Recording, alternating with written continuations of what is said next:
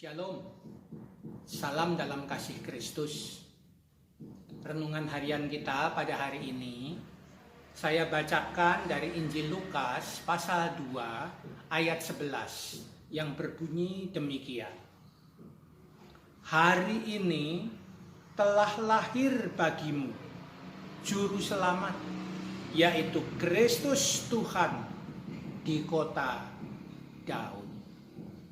Bapak Ibu yang dikasihi oleh Tuhan Yesus Kristus, kita segera akan merayakan kedatangan Tuhan kita Yesus Kristus.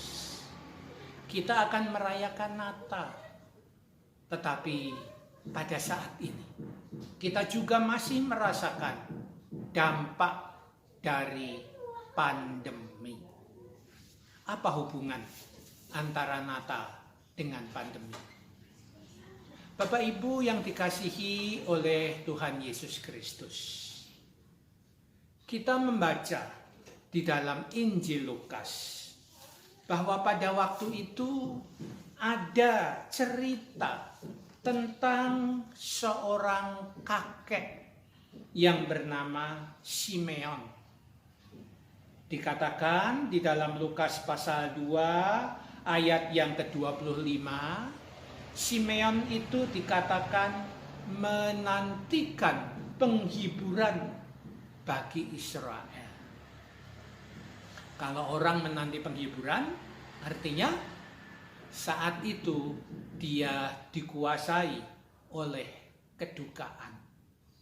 Tetapi pada saat itu juga ada seorang nenek namanya Hana.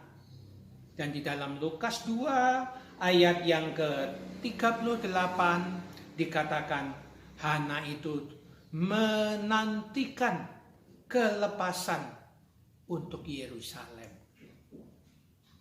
Yang satu menanti penghiburan, yang satu lagi menanti kelepasan. Ada apa? Situasi seperti apa yang ada pada waktu itu?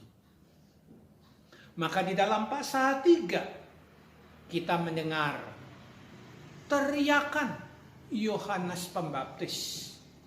Di dalam Lukas 3 ayat yang ke-11 Yohanes berkata, "Barang siapa mempunyai 2 helai baju, hendaklah ia membaginya dengan yang tidak punya.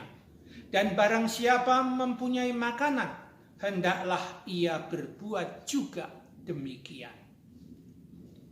Itulah situasi pada saat itu. Ada yang menanti penghiburan, ada yang menanti kelepasan.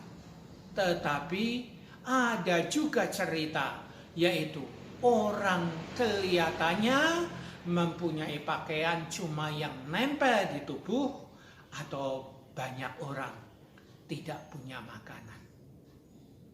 Bapak Ibu, situasi yang seperti ini bisa enggak kita sebut juga pandemi? Orang menanti penghiburan, susah hidupnya. Orang menanti kelepasan, hidup terasa terbelenggu, tidak bisa kemana-mana. Di tengah kondisi begini, pakaian cuma yang nempel di tubuh, makanan juga kekurangan. Maka tidak heran kita juga mendengar cerita Yesus memberi makan 5.000 orang. Jadi pada saat itu, saudara-saudara, orang susah mencari nafkah. Dampaknya apa, Bapak Ibu? Dampaknya kalau pakaian cuma satu-satunya yang nempel, makanan susah didapat, hidup penuh dengan duka, menanti penghiburan, hidup terasa dibelenggu, menanti kelepasan.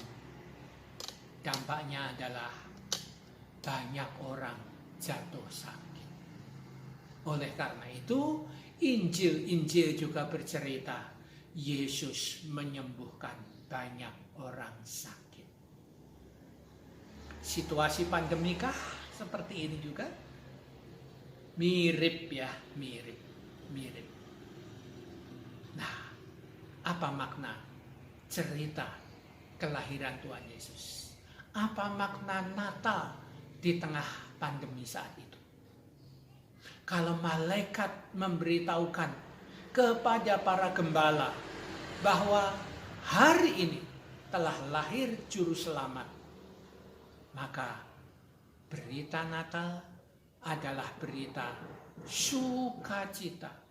Berita Natal adalah berita Injil di tengah-tengah situasi pandemi pada waktu itu. Demikian perenungan kita.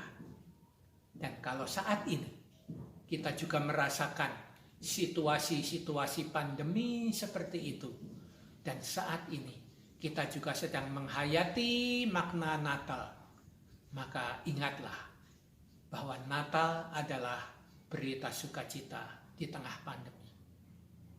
Natal adalah pengharapan baru di dalam Tuhan yang mengasihi kita, umat manusia. Kiranya Tuhan memberkati kita semua. Saat teduh bagi kita.